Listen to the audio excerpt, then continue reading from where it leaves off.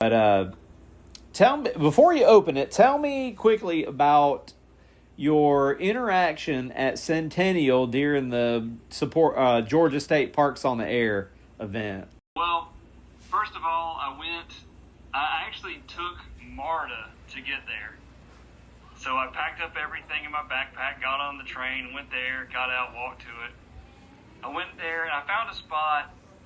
Another guy I know, he had done it kind of where I was, and there was some towers, and I sat there and I put out my vertical and I got my radio out, got all set up, and I just went on and I operated. I was hanging out. I got my activation. Thank goodness. And yeah, thank goodness. And then about the time I was like, you know what? I got my activation. I'm not too sweating. I only had like a few watts. I had my little QRP rig, so I wasn't, running a pile up the whole time. Anyway, I knew that Claude was going to be there, who was the guy who was doing the whole, State Parks on the Air event. And I was like, hey, I had his number. I was like, are you here? Because I haven't heard from you. He's like, yeah, I'm here.